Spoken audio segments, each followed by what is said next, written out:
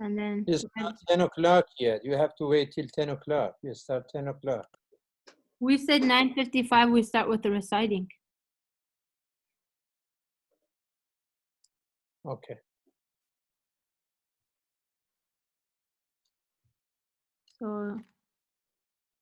So this is a new rule because every night we start exactly at 10 o'clock, but that's fine. Wasn't If it? you're We said 9:55, right, on the flyer? We said it 9:55. So,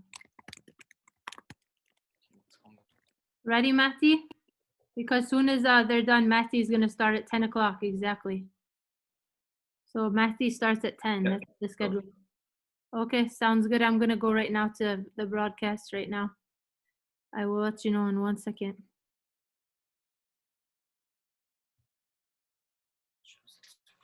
And I only see one camera, so it's okay. 1 second.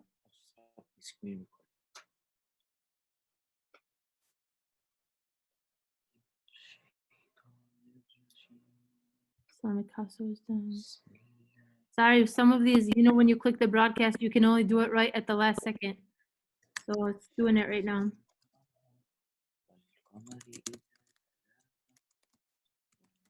All right. All right. I guess we're ready to go. All right, I'm about to press record in just a second, all right? I'm about to press live broadcast. ونفس وما سواها فألهمها فجورها All right, I'm gonna press it in 1 second. Okay? Okay, ready. All right, I'm pressing it right now.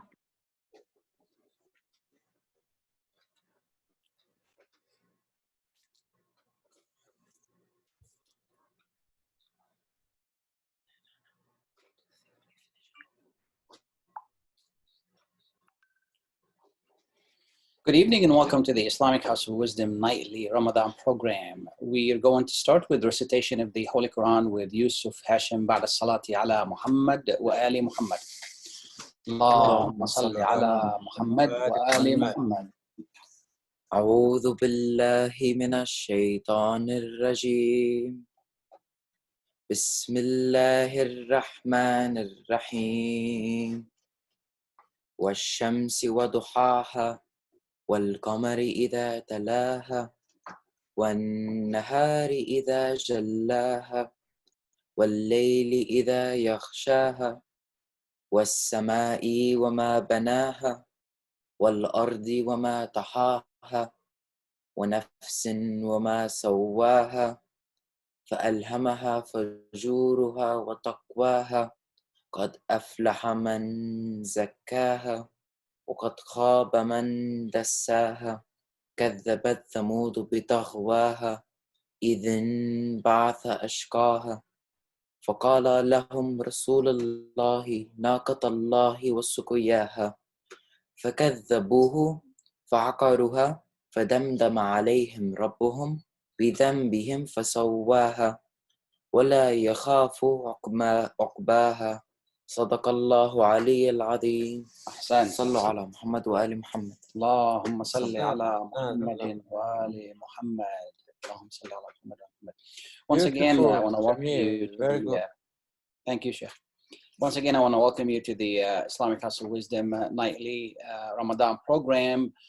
Also like to remind you that the program starts at 2 p.m. at 12 p.m. with actually I want to remind you that at 12 the meal distribution to for everyone at Islamic House of Wisdom. It used to be at 11, and because of Ramadan now it is distributed at 12 p.m. The Ramadan program starts at 2 p.m. with the Holy Quran recitation from 6 to 7. That's Thursday through Sunday, which was included today, Youth of Wisdom Zoom interaction program. And at 9:30, the nightly program starts with the dua. And then our program today starts at 10 o'clock, 10 p.m. As you noticed, Yusuf was reading today. If anybody would like their children to read, we will welcome that. Please let us know and we'll make arrangements for that. And now we're going to continue with the reflection on faith, and with the brother Mahdi Ilahi ba'da salati ala Muhammadin wa ali Muhammad. Allahumma salli ala Muhammad wa ali Muhammad. Thank you, Hajj Khalil, and thank you, Brother Yusuf, for that beautiful recitation of the Holy Quran. أعوذ بالله من الشيطان الرجيم بسم الله الرحمن الرحيم رب اشرح لي صدري ويسر لي أمري واحلل عقدة من لساني يفقه قولي. We begin in the name of Allah, the most beneficent, the most merciful. May Allah shower His blessings on the Holy Messenger Muhammad sallallahu alayhi wa alihi wa sallam. Allahumma salli ala Muhammadin wa ali Muhammad. And his progeny, which includes the Imam of our time, Imam al-Mahdi, Ajjalallahu ta'ala faraj al-Sharif. Brothers and sisters, Assalamu alaikum wa rahmatullahi wa barakatuh. Wa alaikum assalam. You know, they asked President Lincoln, because, you know, as Sayyid Khalil mentioned, the program is going to be, we're going to start with a 15-minute reflection. They asked President Lincoln, they said, you know, how long does it take for you to prepare a 15-minute? And President Lincoln's thinking to himself, like, 15 minutes, that takes me about 2 weeks to prepare. And then they said, oh, Abe, what about a 1-hour speech, 1-hour presentation? How long would that take you? He said, for a 1-hour presentation, it would probably take me 1 week to prepare for something like that. And then they said, what about 2 hours? How long would it take you to prepare a 2-hour presentation? He said, 2 hours? I could start right now if you want to. So hopefully what our goal is to really keep it short and sweet, but also with a meaningful message, inshallah. You know, in the prior nights and year in and year out, we have heard many times that the concept of taqwa, God consciousness, this is a common theme that is visited in the holy month of Ramadan, especially in the holy month of Ramadan.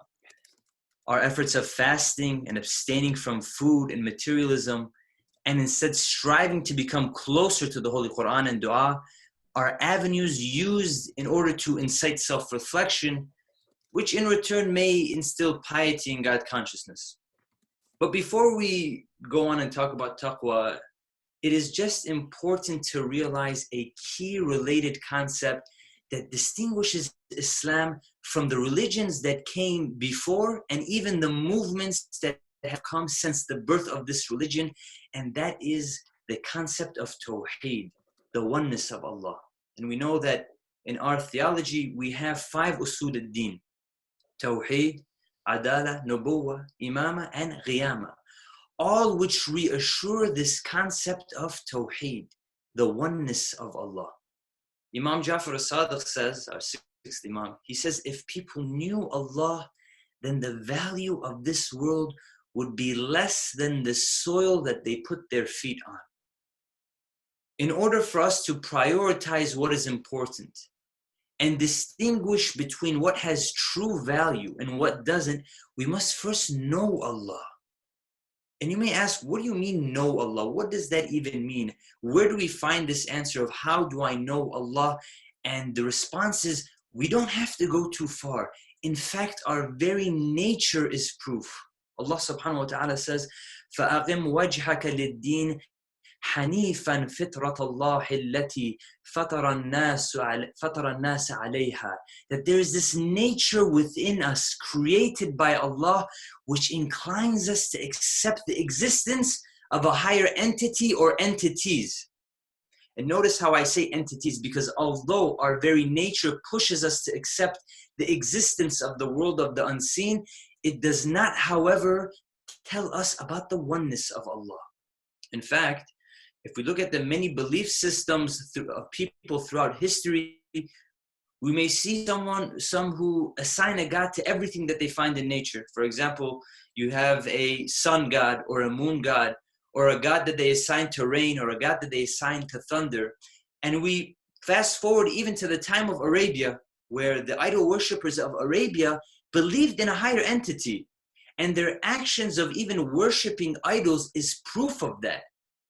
And it makes you ask the question, What is driving people to acknowledge their need to worship something? What is pushing people to indulge in this action of worshiping, this urge to have to acknowledge a higher power? Where does it stem from? Do we think that people are bored and are looking for a way to kill time? Or is there something built into the fabric of our existence, whether you want to call it fitra or human consciousness or soul, whatever name you want to give it, that drags you to ask about the existence of God? You know, in Oxford, the university, they gathered people and conducted a study to try and find out about the most common questions asked by people. And they found that more than 80% of people enrolled in this study, they asked the same 3 common questions.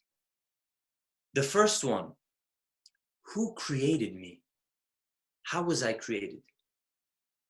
Number 2, what is the purpose of life? And number 3, what is the final destination? Where am I going from here? These were the 3 most common questions. You see, when a baby is born, when a baby is first born, a newborn baby, no one has taught it the concept of water or milk, but it still has the sense of thirst. And the baby, the way it shows that it's thirsty, it begins to clench its fists, which proves that even though a baby was not introduced to the concept of water or milk, it still feels thirsty. It still feels the urge to want to quench its thirst. Just like you and I have when we ask about the existence of God, the worship of Allah, that urge has been built into us. And someone comes and asks, why do we have haram? You know, a lot of the times we hear, you know, why are certain things deemed inappropriate? Why can't we indulge in certain things? Alcohol, for example, drugs, psychedelics, maybe even certain herbs. Why are these haram?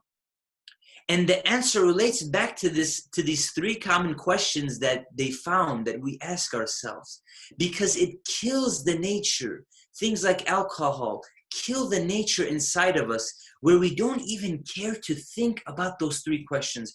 Quran says, وَجَعَلَ عَلَى بَصَرَهِ غِشَاوَةً. A veil is put on your hearing, on your seeing and heart. Things don't matter. They hear the call to prayer and it falls on deaf ears, not knowing that this is the very salah that is one of the few opportunities that we have during the day to know ourselves. In fact, the very first sin that Iblis pushed on the human being, do you know what it was? It was alcohol. Why? Because when your mind is absent, you do not acknowledge what is within you. Someone comes to Abu Abdallah and he starts to express his dislike for alcohol. And as soon as Imam Hussein hears the word alcohol, the color on his skin changed. And Imam responds, he says, my father, Amir al-Mu'mineen Imam Ali alayhi salam, said that if 1 drop of alcohol drops into a well, 1 drop, not 2 liters, 1 drop of alcohol falls into a well, and they begin to fill the well with water, and then they build a tower on this well, I, Ali, will not recite adhan from this tower. He says, if 1 drop of alcohol falls onto the soil in which food and crop grows from, I will not eat from this food. And someone comes and says, well, I don't drink alcohol. Today, how many weddings do we have that doesn't serve alcohol? And you might think to yourself, well, I don't need to worry about that. I don't drink alcohol. It's not about alcohol. It's about the poisons that we drown ourselves in. It doesn't need to be alcohol. What are the poisons that you and I drown ourselves in that pushes rational thinking to the side? The volume of music.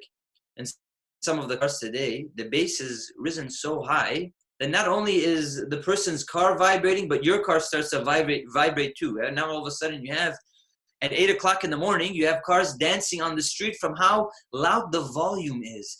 Drowning yourself, moving rational thinking to the side. And then they ask themselves, well, how come I wasn't able to execute my day properly? How come I wasn't able to think properly today? When they drown themselves with distraction, not giving them the opportunity to think. Allah subhanahu wa ta'ala asks us a very important question in the Holy Quran. أَوَلَمْ يَتَفَكَّرُوا فِي أَنفُسِهِمْ. Do they not think deeply about themselves? مَا خَلَقَ اللَّهُ السَّمَاوَاتِ وَالْأَرْضِ وَمَا بَيْنَهُمَا إِلَّا بِالْحَقِّ. That Allah is saying that He created the heavens and the earth and everything in between with truth. The truth is within you and I, but we have to give ourselves the opportunity to recognize it. Allah goes on and says, who remembers Allah while standing or sitting on their sides and give thought to the creation? Multiple verses Allah is emphasizing on thinking, on thought. How much time have we put aside to actually think? You know, there's a joke that says, when people are in their 20s and 30s, they have the atheist mentality. Then when they become 40, 50, within that age range, they become agnostic. They start to think, is there a God? There is a God. There may not be a God. Then when they hit 60s and 70s, now all of a sudden they become Protestant Christian. And when they're 70 and 80, they become Catholic. And the reason behind this is because early on, when we're young, doubting and denying is easier than acknowledging. It's very easy. It's easier to use the reduction approach, reducing things to something physical. But our human conscious, which is something that cannot even be explained or measured in the lab. You know, when I say human consciousness, how could you even explain human consciousness? This is something that isn't even measured in the lab. Scientists have trouble measuring consciousness inside of the laboratory. That very consciousness that you and I possess is proof of the unseen. We said that this religion of Islam established a concept that other belief systems haven't, and that is Tawheed. You see, all the theories behind the existence of God is in itself proof of His existence. The discussion itself is proof. A thirsty person knows that water will quench his thirst. Now, one person, he may decide to quench his thirst with salt water, and the other may decide to quench his thirst with fresh water. Both of them know that they need water, but the difference is one is quenching it the correct way and one isn't. Ahlul Bayt has given us the correct route. Our sixth Imam, Imam Ja'far as-Sadiq, who opened up the university of our faith and gave us identities of followers of Muhammad and Ali Muhammad, he had many students. In fact, many times when people came to seek Imam, he would direct them to his student to answer any of the questions that they had. One day, one of the students of Imam Ja'far as-Sadiq returned from Hajj, from a debate that he had with some of the followers from different faiths. And Imam asks him to come so he can try and figure out what happened in his experience.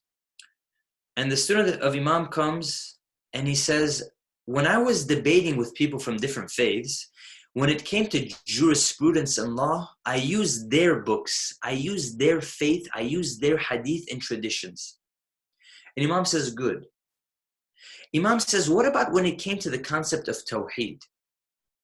And the student responded, he said, when it came to Tawheed, the only resource I used to refer to was Ahlul Bayt. What does this show you and I? That when it comes to fiqh, when it comes to jurisprudence and law, there is leniency. You know, when times change, you need to adapt. But when it comes to Tawheed, there are no exceptions. Yes, our fitrah can acknowledge the existence of something higher, but it is Ahlul Bayt who narrow and focus our logic to understand Ashhadu an la ilaha illallah. You know this term, Ashhadu an la ilaha illallah, we've taken it for granted. We think that it's something very basic, but our Imams delve in books, in sermons explaining this term, Ashhadu an la ilaha illallah. And inshallah, in the nights to come, we will really expand what is the meaning of this, what the importance of Tawheed is. Because as we said, our nature may acknowledge a higher existence, but our nature, our fitrah, is not able to land on Tawheed, on the oneness of Allah.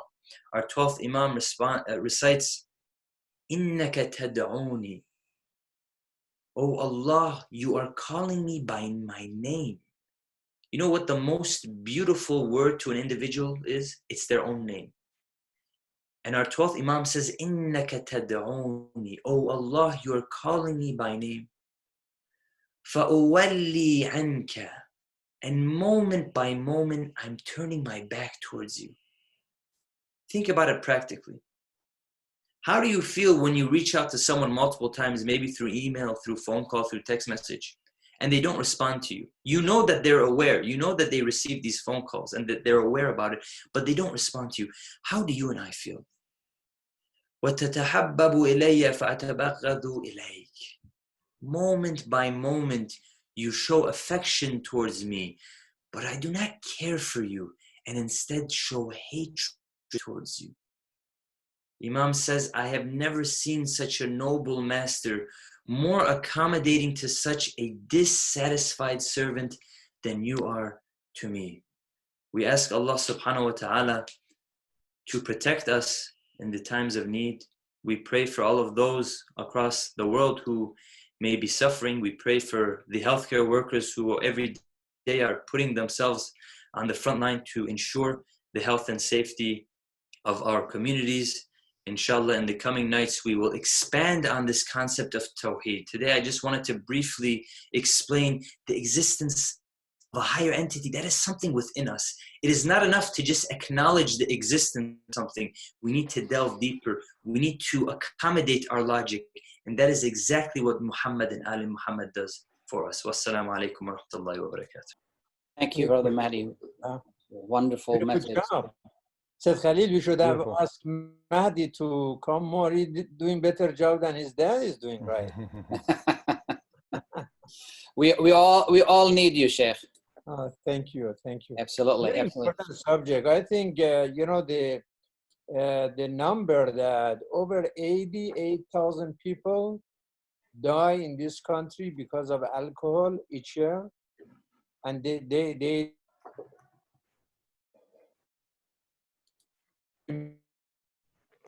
drink alcohol to forget. That's very unfortunate. Great job, Mahdi. Thank you. Thank you. Thank Thank you.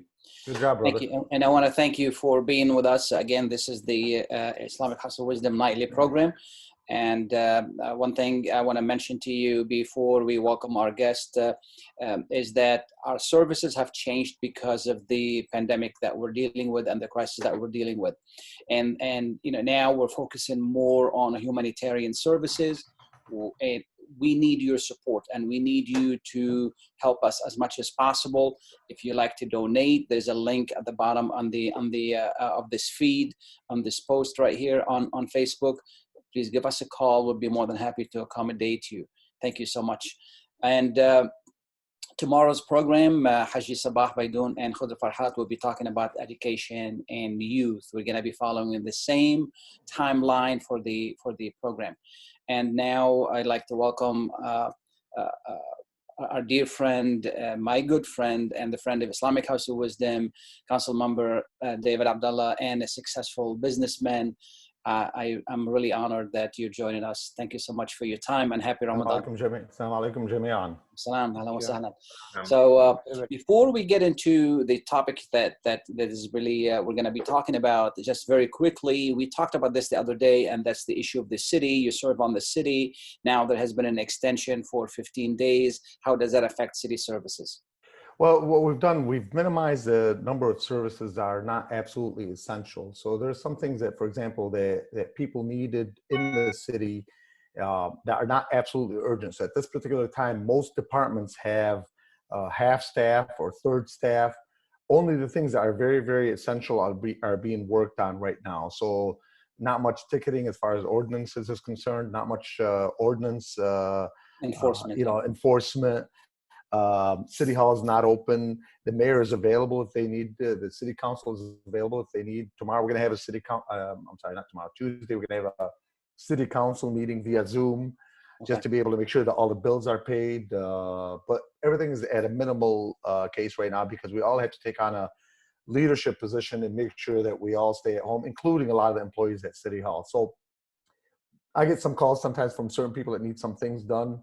And I just let them know that at this particular point, we put it on hold until we are all open completely. Absolutely. What else should residents know in regard to the city? Well, I mean, in regards to the city, the biggest thing that they need to know right now is they got to be patient. Some of the things that, don't get me wrong, whatever it is that somebody needs for themselves, they think it's extremely important. Sure. And it is. It's just in a timely manner. Right now, for example, some people have wood chips on their lawn from a tree that was taken away. That's important to them, and I get it, but maybe not so super important right now. Sure. Something that can be done 15 days from now. The cleaning of the streets is not happening as much. Everything's at an absolute minimum right now. The police department is, of course, open. The fire department is absolutely open. And my salutes, again, to people in the fire, police department, DPW, that are putting their lives on the line right now, to serve the residents, because this is very, very trying time for all of us. Absolutely, absolutely. And we, I'm sure you join me with this. We ask residents to, if they really want to help, try not to violate ordinances, not to create additional work for law enforcement and firefighters and so forth and so on. Right. The more you can abide by the rules and the more you can stay home and stay away from their way, I think that's a lot of help to the authorities at this time. Indirectly, the crime is down. Yeah. Sure. Because people can't get out. At the same time, other types of crime is unfortunately a little bit up. We've been talking with different police departments. Domestic violence is a little bit up right now. And, being at home, nobody's used to it. Not the wife, not the husband, not the kids being at home 24/7. I can tell you for me, since my college days, 32 years ago, I've been used to being on the run 24/7. So when it comes to community stuff and the real estate business that I run, sure. So this has been a total change for me, but we all have to do our part. The imam is at home, you're at home, I'm at home.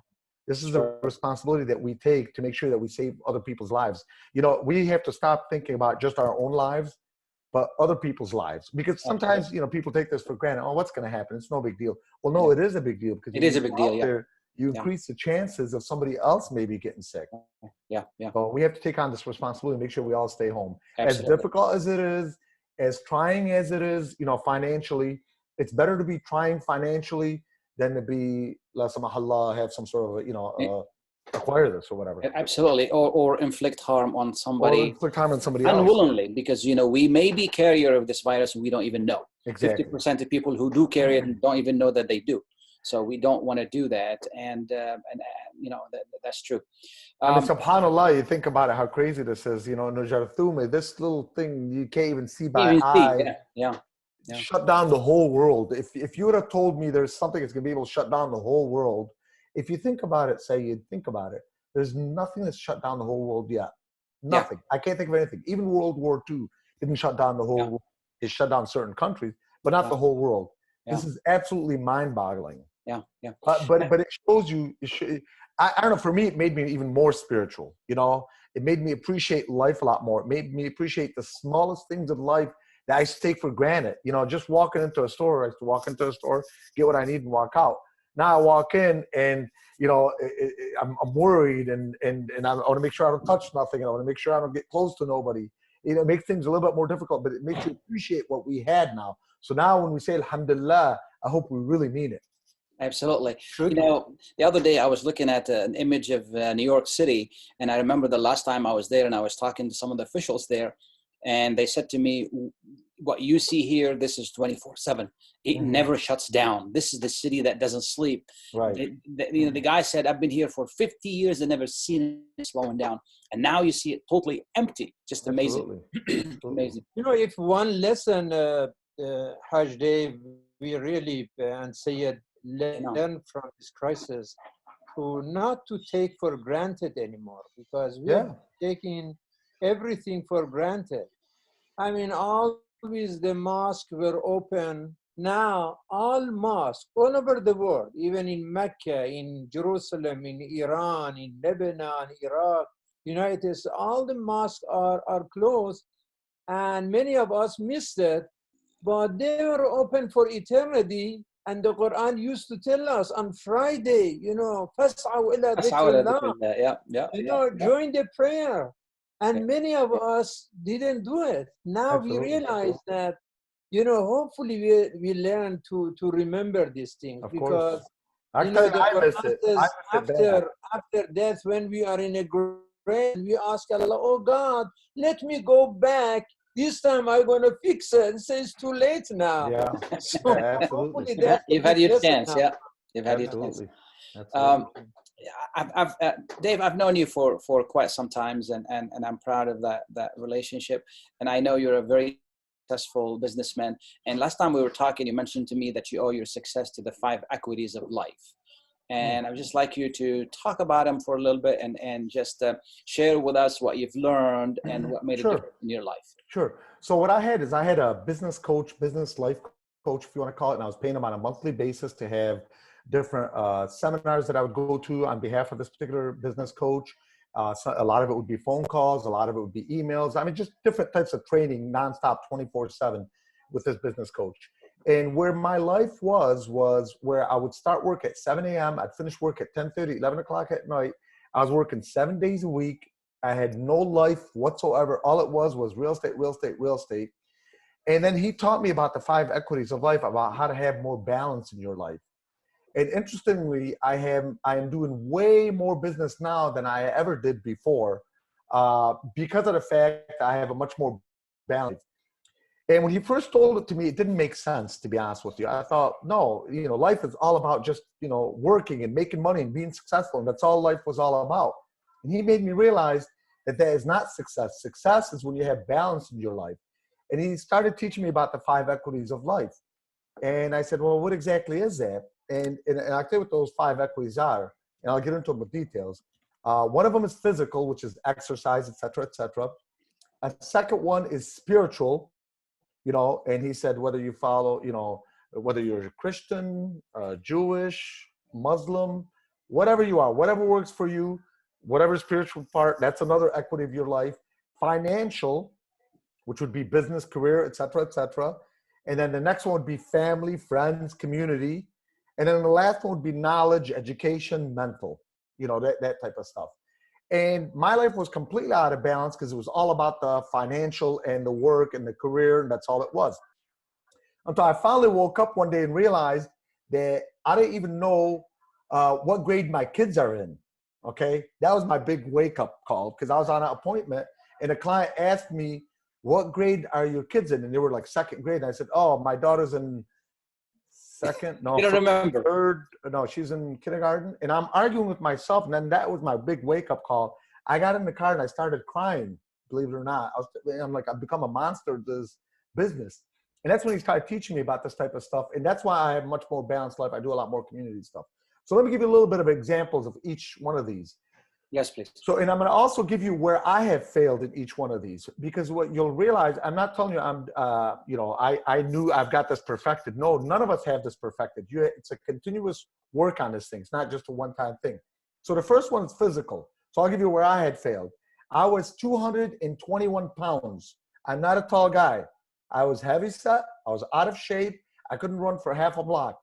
So he taught me that you got to put time in your life for working out, for doing something physical, for eating right, for taking your vitamins, for doing the right things, eating salmon, eating your fruits, eating your vegetables, stuff like that.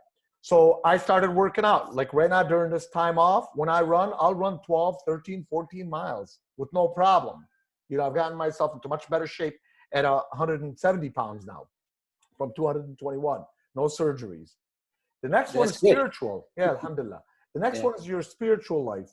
Now, my spiritual life consisted of just, salat. But my salat was almost like an exercise. To be honest with you, it was almost like an exercise. Allah Akbar. Routine, routine. Yeah, it was just, just a physical thing, and then I'm done. And then I realized that this is not what spiritual life is. Since then, I've been to the Hajj twice. Alhamdulillah, I'm very involved with all the mosques. I served on different boards at different mosques, including with Imam Ilahi as chair, and served on that board. You got to give time for Rabbna subhanahu wa ta'ala. It cannot be all about financial. You got to not only pray, you got to, of course, read the Quran, you got to fast, etc., etc., etc. So that's another facet of your life. A third facet, and that's a facet I used to think was everything, is the financial. Now, he doesn't teach that, oh, get away from your financial life is now, you still have to make your income to be able to provide for your family. So it's okay to do that, but that should only be 20% of your day, not 20% of your day. That should be just a part of your day, not all of your day and days. Exactly. For that matter. So on that, I'm continuously working on bettering my real estate business and serving my community and serving my customers, okay? And the next one is, and this is a very important one, that's where I tragically failed badly on, that would be family, friends, community. I had almost no community involvement. I used to see my parents, and I'm saying this publicly because sometimes we have to admit our wrongs so that other people can learn from that. And I try to teach that to a lot of young real estate agents that are in our office, teaching them how not to do that. I used to go see my parents every week and a half because I'd be busy, you know. I used to go see sisters, brothers, whatever, every once in a while because I was busy. I'd run into relatives at a wedding because I was busy. Busy doing what? Trying to create financial freedom, but at an expense of what? At an expense of family, which is not good. So with that, I've totally changed my life around where now every single day, I got to go visit my parents. No matter what happens, no matter how busy I am, my parents know that I'm going to call them and say, "Sure, kabet shai, mahadri kabet shai, hadra mama." Then I go straight over there and sit with my parents for 20, 30 minutes, you know, having tea with them. And it makes, you know, it makes their world beautiful. Alhamdulillah. So that's the family and community and friends part. Friends, I had gone away from my friends. I used to see them every maybe year. Now we see each other about twice a week. We get together for dinner.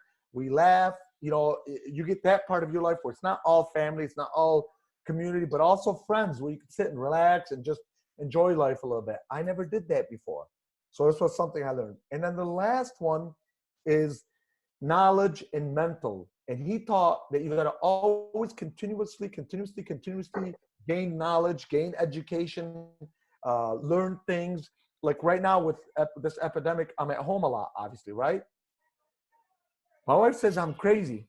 Maybe, but that's what I do. What I do is I get on every single day, 2, 3, 4, 5 different YouTube videos and watch seminars trying to better my mindset when it comes to any part of this, whether it's something about Rabbna subhanahu wa ta'ala, about our religion, about financial, about physical, about whatever, continuously gaining knowledge, whether you're getting a college education, whether it's getting your high school degree, whatever it is, you got to always work on that. Now, these 5 spokes in life will never be completely even. They will never be completely perfect, ever. You're always going to be continuously working on them. But as long as you focus to have your life be balanced, you have much better chance to have more success. So I'm way less stressed than I ever have been. Alhamdulillah, my real estate business is better than it's ever been. My family life is better than it's ever been. Is any of these perfect? No, because it's continuously working on it through gaining better ways to do this. Now, the example he gave me about having your life be out of balance, he gave me an example at the time, and that's what hit home for me. He goes, do you ever see guys that go to work out and they have arms that are, 20 inches thick, waist, 10, 15 inches wide, they're, perfect muscle guys because they work out 15 hours a day. He says, but yeah, they don't work a job or they have very little work that they do. So they don't have much financial. They don't see their family. They don't work on their education. And he says, try to have an intellectual conversation with them. What happens? Not all of them, of course. Yeah. But a lot of times that goes nowhere. Why is it? Because all they work on is their muscle. So they are completely out of balance. And that's what we got to work on all the time to make sure we keep it as balanced as possible. I, for example, do a lot more community stuff than I ever did. I've done more community stuff in the last 20 years than I probably did in my first 35 years. Because before I wasn't involved with anything. Now I'm involved with the city council. I'm involved as a commissioner in the state of Michigan. Of course, I still run my real estate business. And I'm involved with a lot of the mosques to make our community better and stronger. Absolutely. Absolutely. And I agree with you. Success is when you have balance in life, and balance is so important. And if I, just summarize very quickly, and that is for everyone, and we all need it. And this is, something that some people think, no, I don't need this, I don't need that. We all need it. And then first you need to evaluate, find out our strengths and weaknesses. put a plan together. And if we can't do it, then find help, because sometimes help somebody to keep us in check and keep us accountable is so important.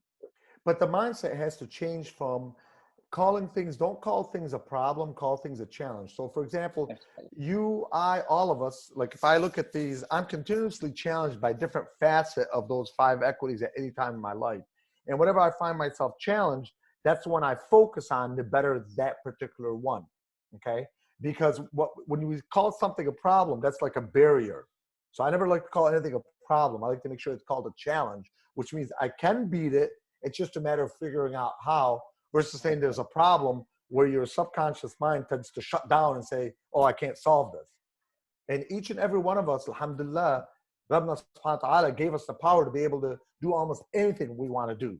It's just a matter of focusing on it. And so that's why I continuously focus on this to make my life better as a whole and balanced as a whole, instead of just focus on just the financial part of my life. Absolutely. You know, you recruit young men and women to work with you. And what are some of the, in our community, what are some of the observations you have? What do we need to work on? Well, it's not so much people in our community, it's pretty much throughout. So I'm always bringing in different people to try to get into the real estate business, to join whether it's our company, any other real estate company, it doesn't matter. I'm always trying to train people and help people and mentor people, because the more you give back, the better you will be. You get, it's called you get. One of the mentors that I had, he taught me you get by giving. You get by giving. Yeah. So, and also when you teach somebody something, you take ownership of it, so you start to be better at it yourself. Well, the 3 facets that I use in order to be successful at almost anything that you want to do, it's 3 things. And I tell them, if you want to be successful in the real estate business, but it can also apply to almost any business or anything in life, even family, spiritual, or anything else. Number 1 is to be self-disciplined. Now, the key word in there is self, not just discipline, but self-discipline. Because if you have to be disciplined, you have to have somebody follow you around, always telling you what to do, then you're really not disciplined. You're just afraid or listening to what somebody's telling you. The key thing is to be self-disciplined. I could go to sleep at 3 a.m. and be up at 5:10 like I always do, and still go to work, you know, the normal way. You know, people tell me, how do you get up at 5:10? Because I eliminate my options. That's when I get up. It's not even an option for me to sleep in. So self-discipline. The second thing, in order to be successful at almost anything, is drive. Now, what drive is putting a goal in front of you. Now, I do weird things like this, like when it comes to drive or putting things in front of you, like goals. I've done this for years. In my shower, I'll take nail polish and I'll write my goals with nail polish. Just one word, right? So, for example, like when I want to go to the Hajj, I'll put Hajj. Okay, if I want to accomplish something, just one word to remind me. So to where every time I go into shower, I'll see those words to remind me of what my goals are. So being driven, you have to teach yourself that. I mean, you could be very driven, but you got to keep teaching yourself to be driven and find out your why. Like, why am I driven to get to this particular goal? So like, for example, I ask people, why is it that you're doing this? Oh, I want to be successful. Okay, but what does successful mean to you? Yeah, I want to do a lot of business. Okay, but for what purpose? So keep asking why until you get to the core of it. What is important to you in that? That's drive. And then the last thing is skill set. Skill set, none of us are born with. I'm the first to tell you, I was not a natural businessman. I had to go to college for that. And I continued to train with different real estate and business coaches to make myself better. I did real estate coaching for 18 and a half years with one coach. And I paid him a lot of money to teach me how to be better. We go to the Shi'ia and to the Shi'ite to teach us how to be better in our spirituality. We read the Quran, we read different things to make ourselves better. So that's a skill set. None of us are born with a skill set. I was not born knowing how to study. We had to learn that. I was not born knowing a lot of things about, fasting. We have to learn that, and we continue to learn. I'm 54 years old right now, and I'm still continuing to learn because I've always had this mindset. The moment you believe you know it all is the moment you know nothing. And the moment you only know 1-2% of what you need to know, that's when you'll always have that hunger and strive to know and learn and become bigger, better, and bolder. And that's the mindset that I take through this all the time. And you brought up a very important issue, and that's the concept of giving. And I like to involve the Imam here. Islam is built on the concept of giving. Is that correct, Imam? Could you elaborate on that, please? Is Imam with us? He's on mute right now. We can't hear you. You're on mute. Sorry, yeah, I got your point, Said Khalil. Prayer is something that fixes our relationship with our Creator. But then zakat and sadaqat and khums and charity, fixing our relationship with people. And I want to appreciate, you know, the message that Hajj Abdallah delivered tonight is one of the most powerful we have had during this holy month of Ramadan, talking about how balancing between faith, family, friends, and then hard work and education. I remember that the time that Hajj Day was the chairman of the board at the Islamic Council of Wisdom, you always used to say, Hajj Day, that, you know, dealing with the people, you used to use 3 words. Are you interested? Are you able?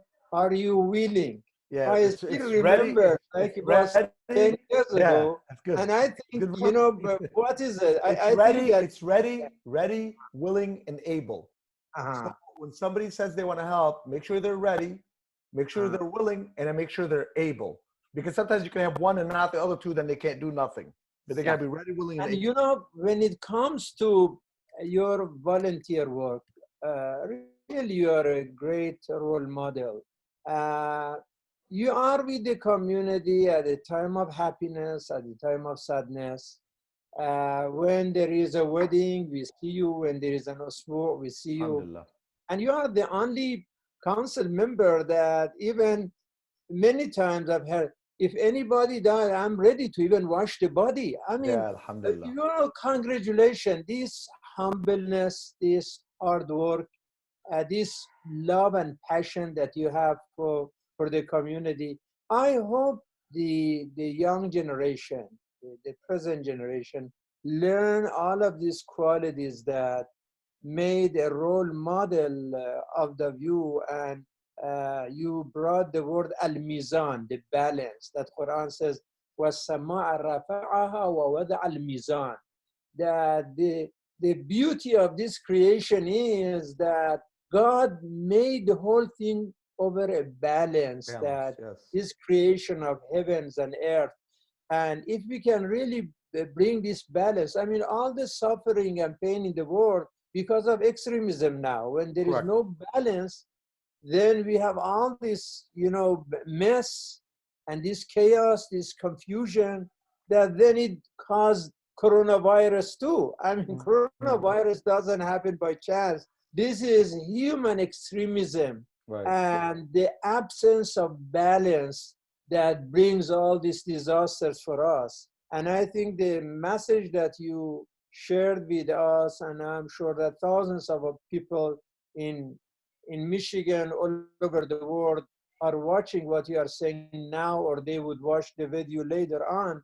I think it's a very, very great gift of Ramadan, and we appreciate you for the message from you, Imam. We learn from you. Alhamdulillah.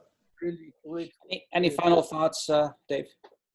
No, I just want to thank the message for the opportunity to do this. I love trying to help out. Anytime somebody asks me for something, as long as it's about other people, I love doing it.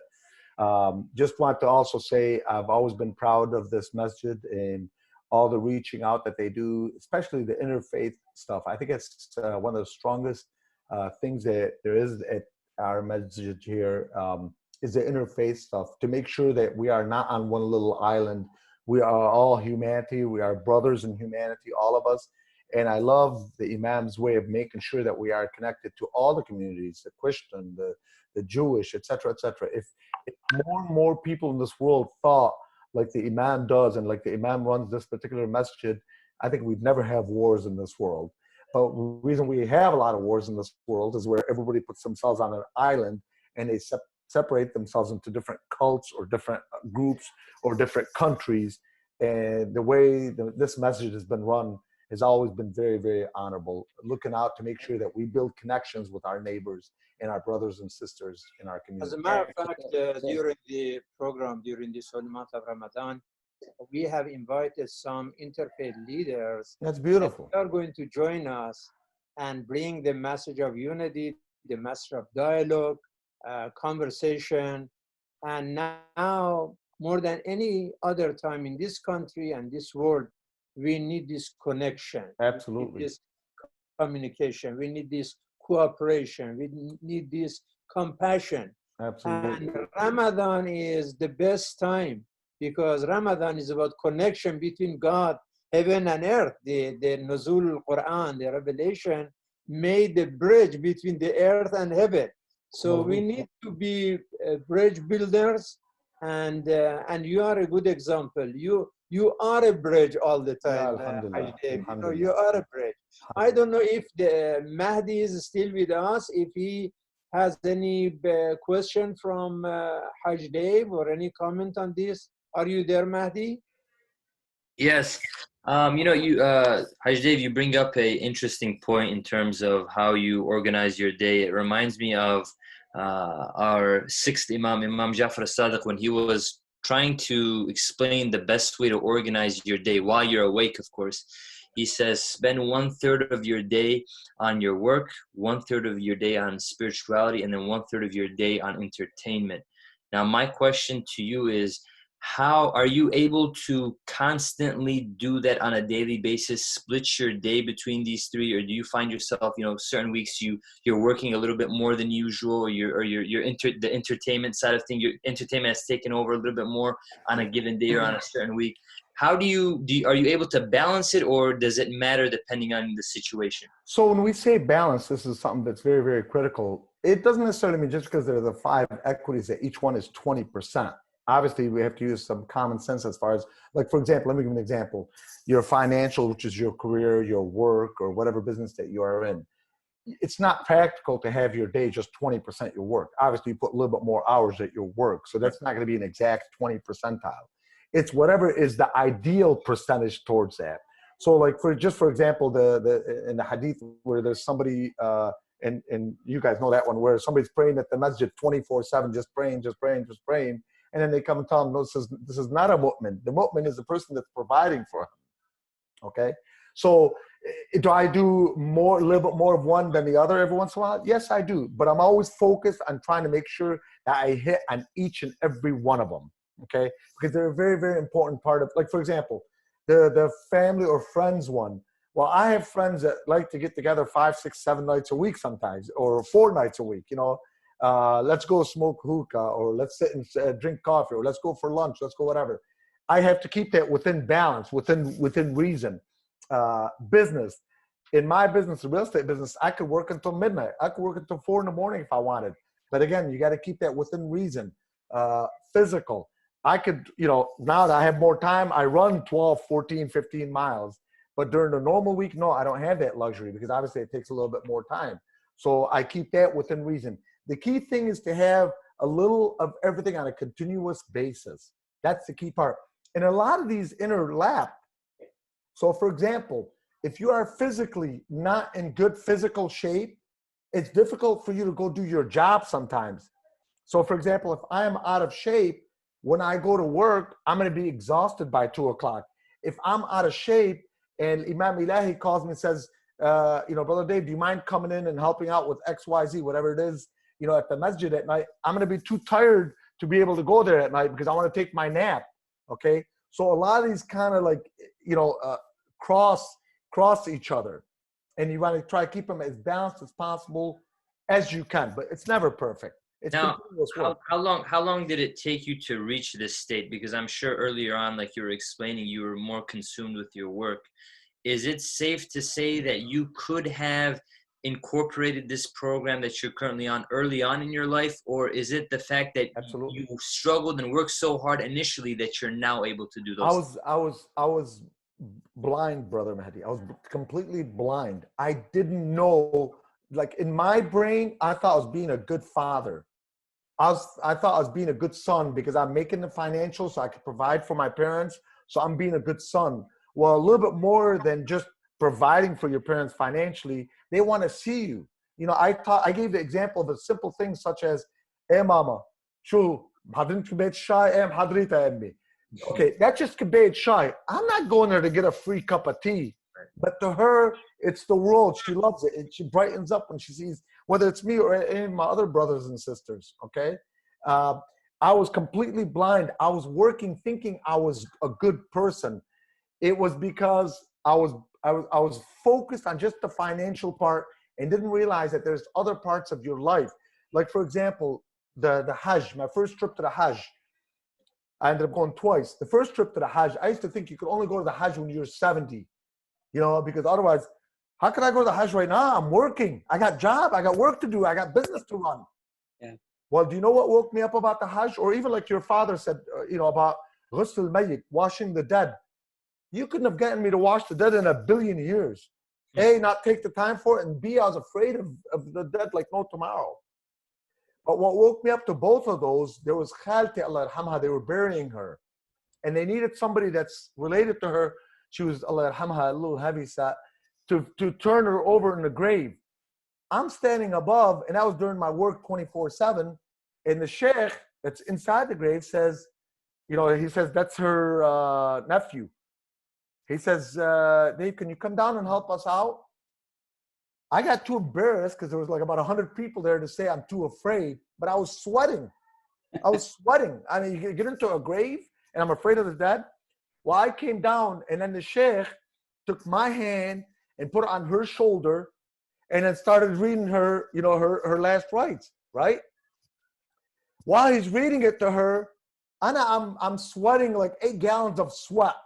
I'm inside a grave, okay? He's reading her, he's saying all this stuff to her, and I'm shaking like this.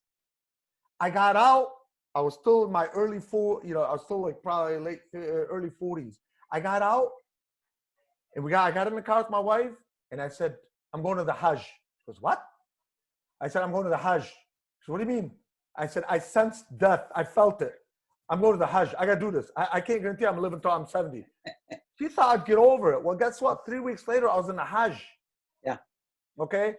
From there, when I came back, somebody asked me if I'd be willing to volunteer to help wash the dead. I'm like, no. First of all, I'm OCD. Okay, so that won't work for me. And to wash somebody, without getting into details, you're washing the whole body, the whole, everything. Okay. And then to touch a mayyit, that was like, for me, you couldn't have paid me $1 billion for it. Well, obviously, a little at a time, I started doing it. And now I do it on a regular basis. I'll be on an appointment. I'll get a call from the funeral home or masjid, and they say, there's a brother that's passed on. Do you mind coming in to help wash him? I'll let the people know, I'm sorry, I've got an emergency. I've got to run. I'll go wash, come back home, take a shower, get dressed, and go about my own business. Because this is trying to create balance in my life where that's a wajib alayya ana to go to try to help out in that. Now, 20 years ago, 25 years ago, no way in the world you could have gotten me not only do that, but to go to the Hajj or to do anything as far as balance. My life was all about business. Would my business been as successful? Allah bi'alam, who knows? But you know what? I'm lucky I was woken up to this, because otherwise I probably would have died of a heart attack maybe 15 years ago. Because I was doing nothing right. I was all about the business only, which is wrong. Yeah, you're more satisfied right now, which is I'm much happier, much more satisfied, much more relaxed, much more. I just enjoy life a little bit more. That word alhamdulillah has a lot more meaning to me. That salat, like I was talking to you about, I used to salli just as a physical thing. I mean, I'd be praying, but 90% of my mindset is on my business. Now I could go much deeper into it and be able to relax and do salat the right way, alhamdulillah. Absolutely. And that's the purpose. It's a work in progress. Yeah, alhamdulillah. Any more questions to have here? Very good question and very good answer. God bless you, Imam. Thank you, Imam. Yeah. I want to thank you for anything else, Mahdi? I just, when Hajj Dave was giving his answer, it occurred to me, comparing, maybe the last 10 years of your life to, being young and delved into the business. I feel like something, correct me if I'm wrong, something that may have changed was you focused on not only satisfying yourself maybe later on, but you focused on the satisfaction of others. And with gaining the satisfaction of others, that brought more internal happiness to yourself. Absolutely. As opposed to just working on satisfying your own self. So that's 100%. It's a great. But you know what it also forces you, Brother Mahdi, is during your work time, it forces you to be efficient because you have a little bit less time to be able to do that work. So you have to be efficient and accomplish a lot more during that time instead of, not being as efficient. You know what I'm saying? Yeah. So when I'm at work, I'm totally focused on my real estate business to make sure that I'm getting the job done for my clients. But also what you have to do in order to accomplish more with a little bit less time, you have to delegate more. Like, so for example, right now to build my business, I have 4 administrative people and 2 runners. So that'd be 3 people that do administrative stuff for my team only. And I got 1 that does mostly database stuff. And I got 2 people that do runners, whether it's washing the car, picking up dry cleaning, helping out with those little things. So that it allows me to do what's most important, which is my real estate business. And I pay other people to do the stuff that is important, but much more efficient for me to be doing what I need to do and have them do that. I pay them and I'm able to earn more money that way because I'm paying them less for the things that they do best. And then I do what I do best. Absolutely. Division of labor. Wonderful. Yeah, absolutely. Yeah, absolutely. Great observation, Mahdi.